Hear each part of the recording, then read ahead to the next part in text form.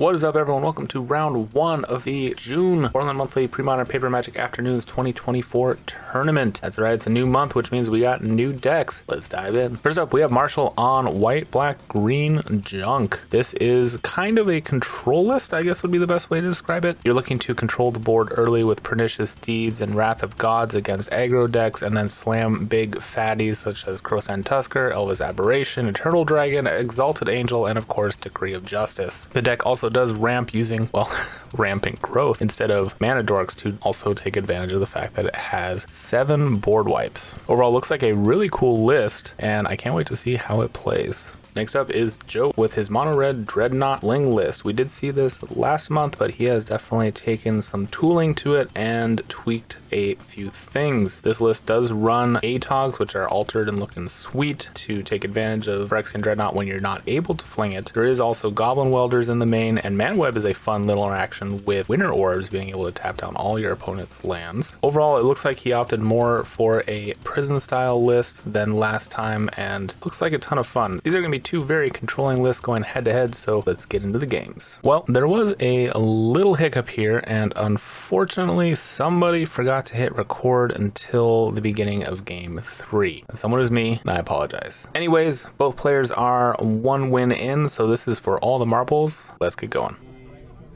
All right, we have Marshall on the left and Joe on the right. Both lands and spells, like Joe had a Winter Orb, which I'm assuming has been helpful in this match.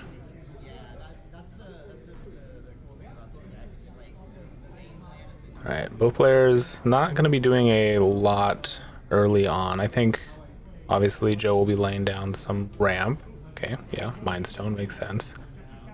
Not wanting to hit that Winter Orb quite yet until he's able to lay out some threats. Marshall going to fetch here.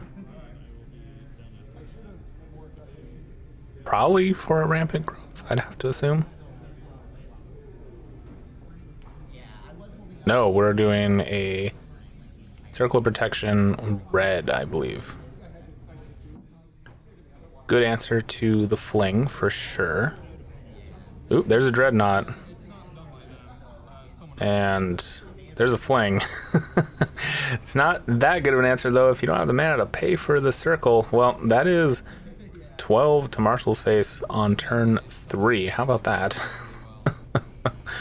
Glad that got at least caught on camera. Apologies again to everyone. We definitely do try to make sure we record every match that we can, and I'm not sure exactly what happened there. Good thing I noticed now, though, instead of towards round 6. That would have been awful. Anyways, Marshall is just going to not do much after taking quite a beating in turn 3. Gonna leave a lot of mana up, and Joe is gonna continue about his merry way. He does still have that Winter Orb. Gonna play another Mind Stone and pass.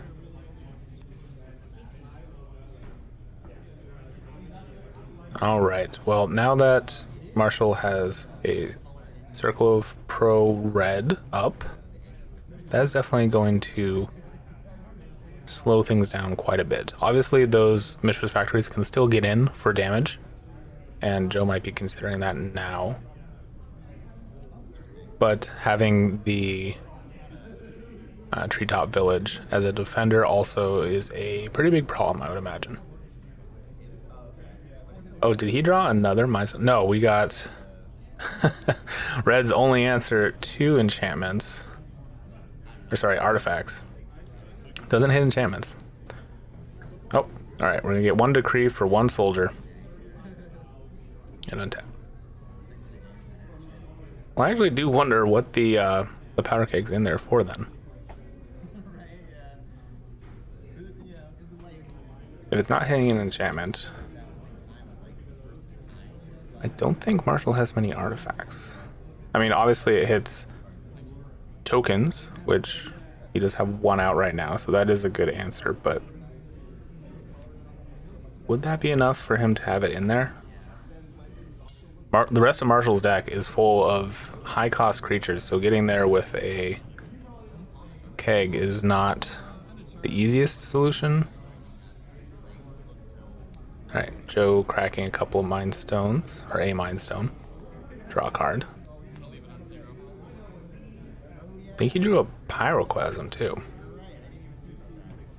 Might have actually just drawn 2 Pyroclasms. So maybe in the games we missed, he did get blown out by Decree of Justice, and Marshall does have another one in hand, so... Alright, yep, we're just going to Pyroclasm here.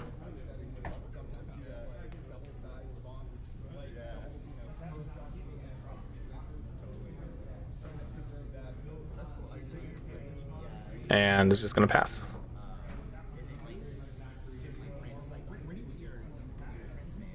Notably, Marshall does have a Phyrexian Furnace on the battlefield as well, and has already hit that Dreadnought, so there's going to be no Goblin Welder shenanigans to get that back.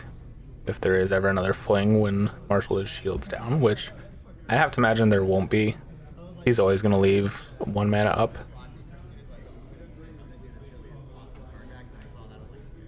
He really can't afford really any burn, let alone a Fling for 12. Alright, he's going to fetch though, go to 6.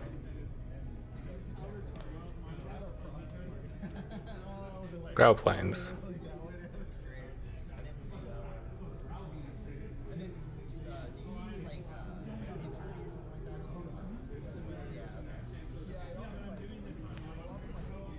And just hit another card in the graveyard, might as well.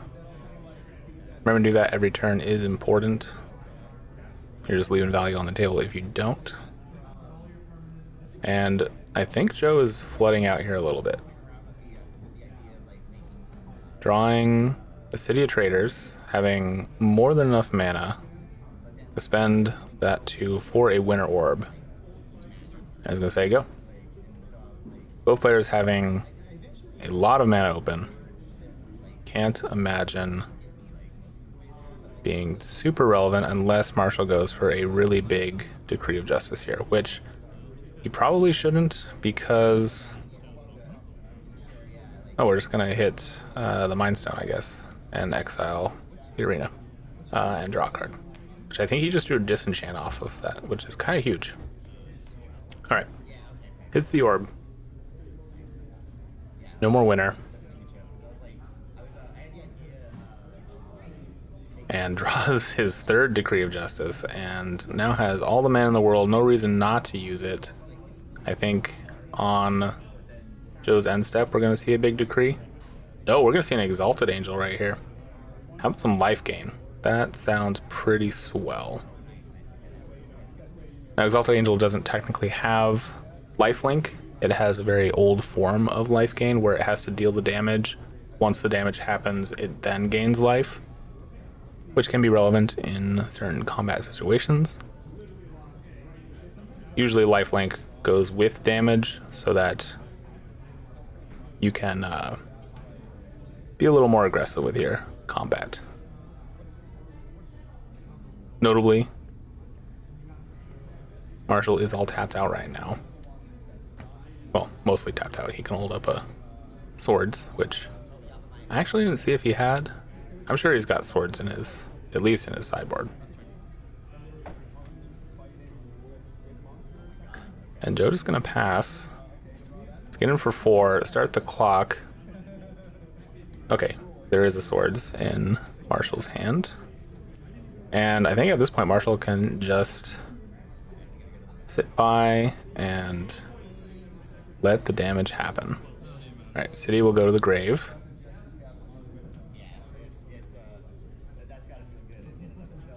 Joe doing a little bit of reading on Fling, trying not to let it be known he has it in hand, but if you pick it out of your graveyard, it's probably relevant to know that you might have it in hand. He does have a Dreadnought, which he will play, and then attempt to Fling at the Angel. That will work.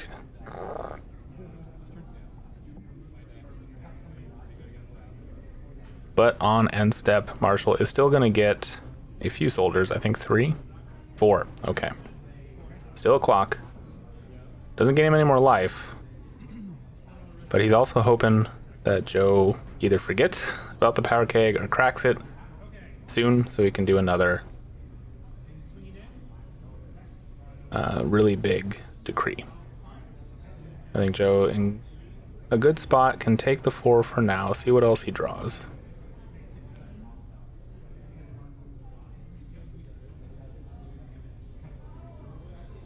Marshall drawing another circle of protection. So using Dust Bowl here. Alright, clearing out Joe's only manland.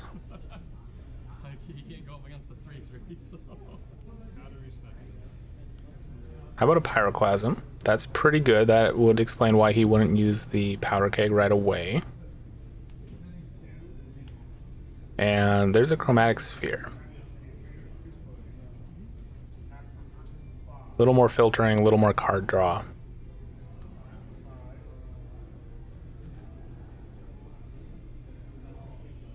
There's a Rampant Growth in hand for Marshall. Don't know if that's going to be used this turn.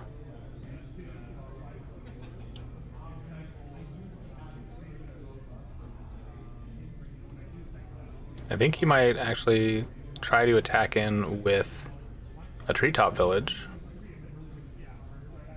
which would be a tempting target for, I believe the Powder Keg kills that still, because it's a 0 cost.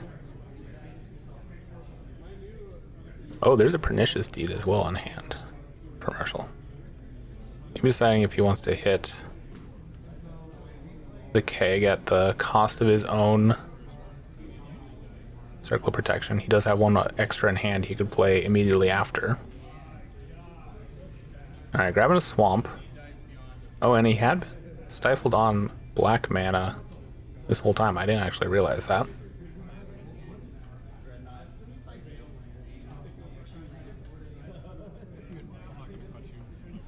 But it looks like he had only drawn the Pernicious Deed fairly recently, so not a huge concern.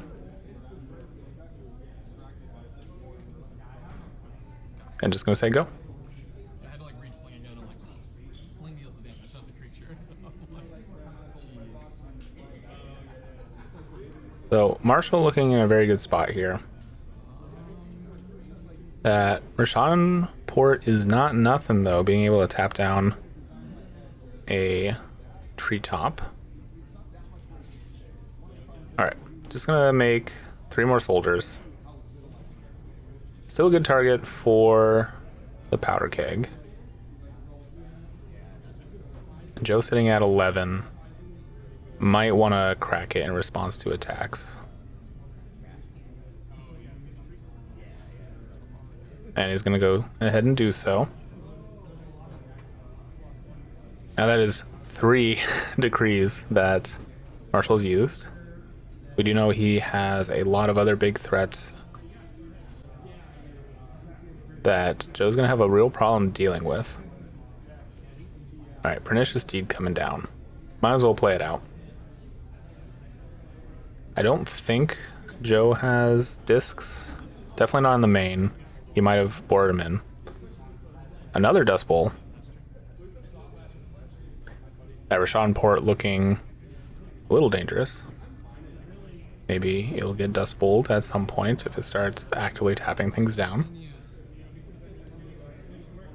City Trader's coming down. Another Mind Stone. Let's crack the Mind Stone. Draw into an ATOC, I think. Notably, no artifacts on board. Oh no, it's a Winter Orb. It's going to pay 2. For the Winter Orb. And Marshall now has a really good target for Pernicious Deed. Instead, he's going to crack Dust Bowl. Hit the Rashawn Port. In response to the port, crack Pernicious Deed, blow up all 2 drops. And Joe with nothing in hand means that he's free to play out his Circle of Protection. Although he probably has a turn before he would need to do that. Or instead he can just start laying down the beats, which might be the better plan.